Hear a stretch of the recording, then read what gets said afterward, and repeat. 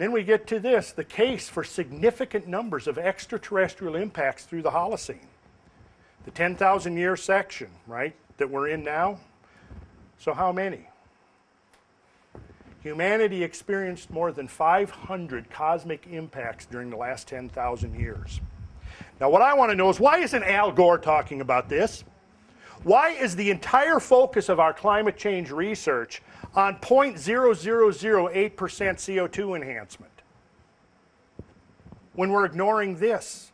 And this seems to me, and I've just gone through the barest surface of this evidence. I mean, we could stand here all night and all through tomorrow where I could be laying out the evidence in such utter abundance that there would be almost impossible to refute it. It would be impossible to refute it. We've seen massive climate changes that have occurred repeatedly through the history of the Earth, and we now have a mechanism of how we can create those massive climate shifts. We've seen evidence that our Earth is orbiting the sun within cosmic swarms that have repeatedly pummeling the Earth and have probably brought the human species close to extinction more than once.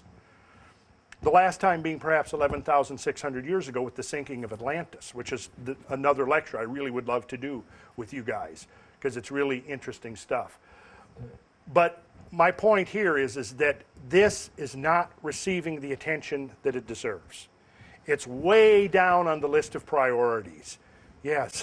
But what can we do with that? I mean, what are we going to do? Create big blocks to keep these meteors from falling? I mean, you know, what can you do? Well, right here, I've put it together. It's right here. I've put the whole scenario together of what we've got to do. What the human race, this is our generation's equivalent of the building of the Gothic cathedrals, basically is what it is. And it's essentially continuing what we started in the 60s. And had we continued building upon the momentum of our space exploration program of the 60s, we would already have created the cosmic shield, you see. As long as we're confined, a species confined to the surface of the Earth, we're vulnerable.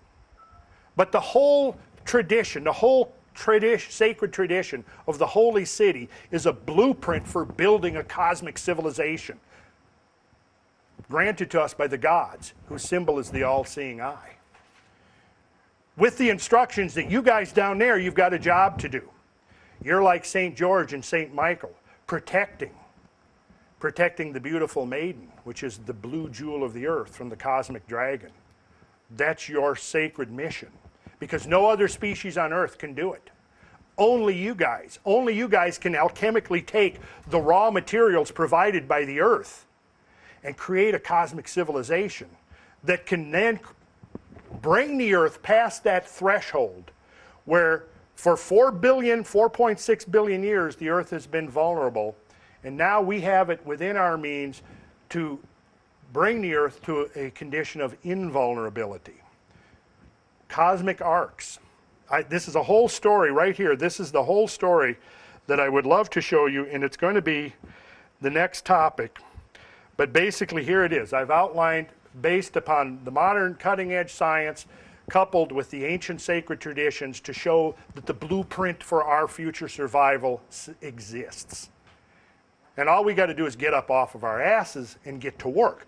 Pick up the trowel, just like 800 years ago, the craftsmen picked up the trowel and went to work, and they created these tremendous Gothic masterpieces, lifting hundreds, thousands of tons of stone, pointing our way towards the heavens and towards the stars. And we have to continue that work. See, this is the unfinished temple that was represented in the Masonic work. The cosmic city. We use the word urban to talk about cities, right? The urban area. Well, urban comes from the same root as the word orbit. You see, and when we study the traditions of sacred geometry as they were applied through sacred architecture, what we discover is that the whole blueprint for the colonization of the solar system has been given to us. It's ours. That's our legacy, our sacred legacy, and it shows us our destiny. The work of the Aquarian Age of the next 2,000 years is to create a cosmic civilization and to create to return. How are we going to restore the earth to its Edenic state, to its original pristine state, before the fall of man, the state of paradise, the state of the primordial garden? Well, see, we're in that transition phase right now where we have to take the raw materials from the earth, alchemically transform them, take the platinum, the titanium, the silver, the iron, turn it into the instruments by which life can be lifted off the surface of the planet to colonize the entire solar system. And the entire solar system is the model of the holy city. And once you begin to recognize and understand the sacred geometry of this template that's been handed down, it is the holy city with all of the instructions of how to go about doing it. And it's a continuation of the great work that was undertaken by the cathedral builders, by the temple builders of old, the pyramid builders of old, the builders who set up the great megalithic stones to mark out our pathways to the stars.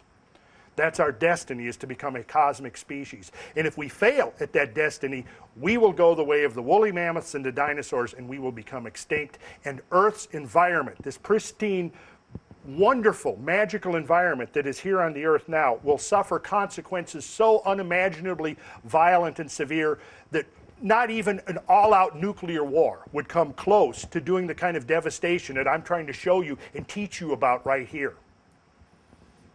See, that's our destiny, and that's our work. That's the great work.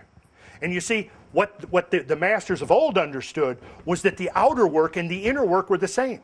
Building the holy city out here, building the exterior temple, the external temple, was building the internal temple. That's what the Masonic masters have been teaching all along, is that when they go through this ritual in a Masonic lodge, what are they doing when they're practicing using the builder's tools and going through these circumambulations, creating orbits within the lodge? They're actually preserving in ritual form the builder's specifications.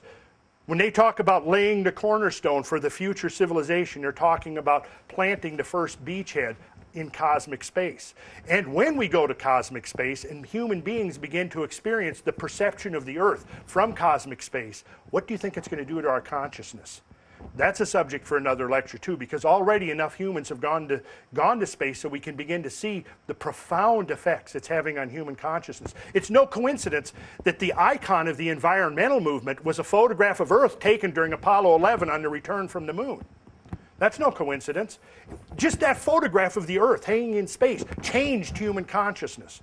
What's going to happen when thousands of artists and poets and musicians have the opportunity to go to space and come back and relate their experiences to the rest of us humans down here?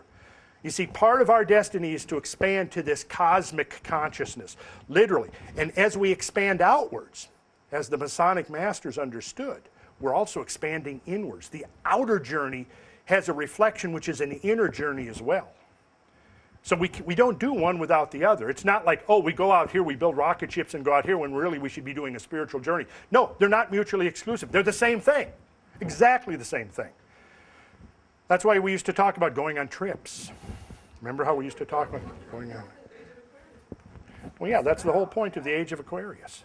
That's the work of the next, at every cosmic month in the great year, there's a download to Earth, which gives the instructions for the cosmic work that must take place during that next cosmic cycle. There was a download at the beginning, the Mithraic mysteries and the Christian mysteries, that was all about this download of this information. That's why, for example, the cross is very, very significant. The cross is the symbol of matter. Now, next time you see a church, and you see the steeple in the exact geometry of an Atlas rocket ship with the symbol of matter lifted up towards the heavens, you'll know there's another inner meaning to that even the worshipers in that church don't understand.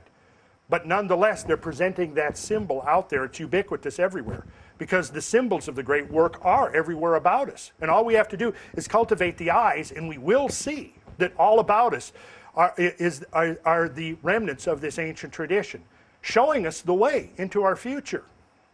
This is not some fatalistic thing that I'm presenting here, not at all. It's the biggest opportunity ever presented to life on Earth.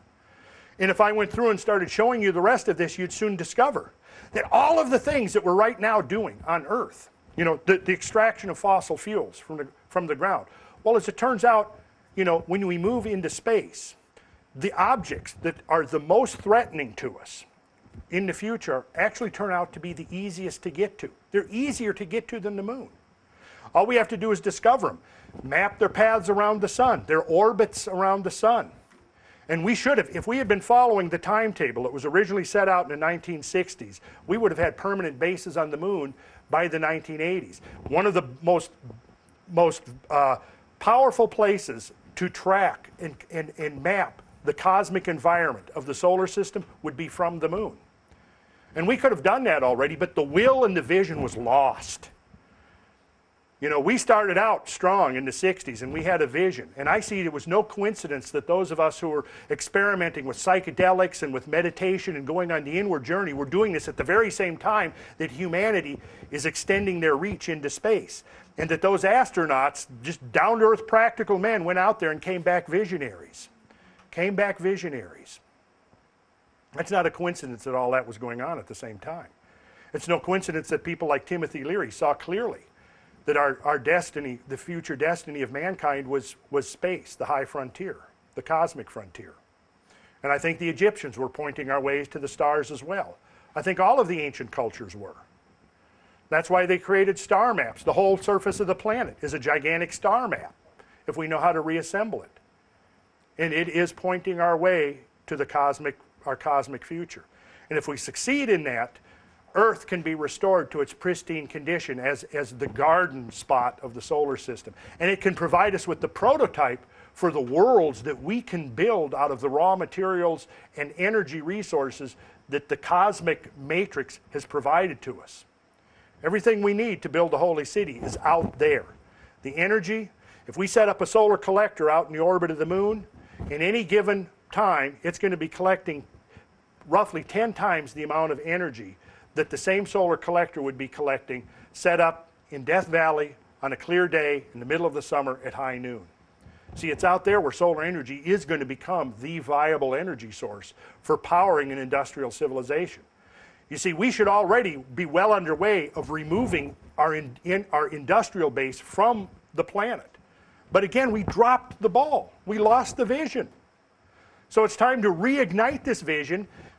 Young people who are going to carry on after us need to know that this blueprint exists, and that we can't sit around because we don't have forever. Even a small asteroid is going to come out of space one of these days, and it's not going to be a near miss.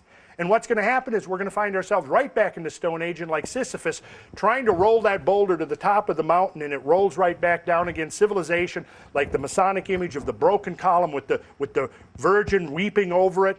That's going to be our destiny. Civilization is going to lie in ruins. The world that we have inherited, that is our legacy and our heritage, will lie in ruins if we don't do this thing. And that's why I'm here, because I need to present this information to anybody who can understand it and appreciate it, and try to hope that it can get out there and inspire somebody to say, enough of this constricted vision.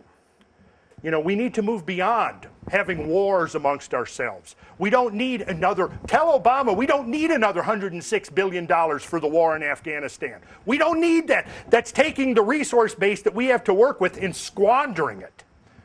Obama doesn't get the vision. He's ready to pull the plug on any space program we have. So what do? I mean, obviously I feel pretty passionate about this because I've been thinking about it for a very long time.